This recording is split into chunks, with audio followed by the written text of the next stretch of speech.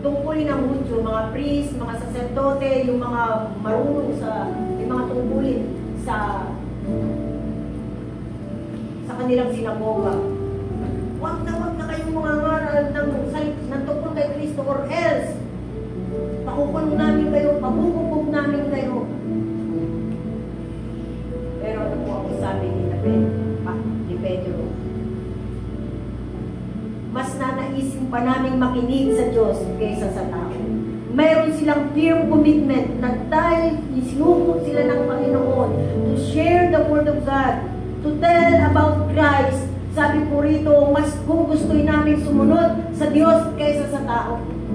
Meron silang firm decision sa kanilang sarili. No matter what, kahit pumipin nyo kami, kahit na kami saktan ninyo, at nangyari nga na si Pedro ay magpatuloy na nangaral, ikinulong siya, at maraming bantay binabantayan siya, pero kumuha ng himala ang ating Panginoon, pinalabas siya ng Holy Spirit, at doon siya'y nangaral muli, mga kapatid.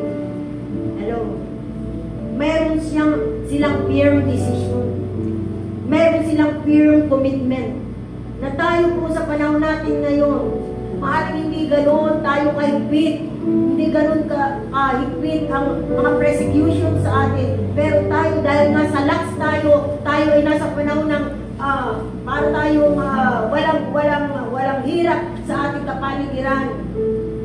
Araw tayo ay lax din sa ating paglilingkod. We need to have firm decision and commitment. Marami po ang humingi ng prayer sa Africa. Sinusunog ang kanilang katawan na buhay sila. Niratrat sila ng maraming mga tao na ayaw ng salita ng Panginoon, at ilang libo ang namatay sa kanila, and still they are standing for Jesus. Kapatid, wala sa panahon na ito ngayon sa atin na nangyayari ganyan.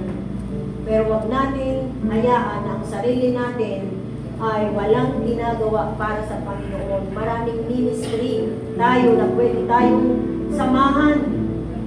Hallelujah. Nag-iisip po tayo ngayon, ano pa ba yung mga ministry na pwede mong samahan? May mga life groups tayo. Ikaw ba'y kabilang na sa life group? Na doon, pwede kang magtanong ng mga katanungan na nakakagulo sa isip mo. Paano ako magiging mabuting Kristiyano? Meron tayong nalalapit na youth day. Marami po tayong mga gawain. Makiisa po tayo, sumama po tayo. At pag napabilang na tayo,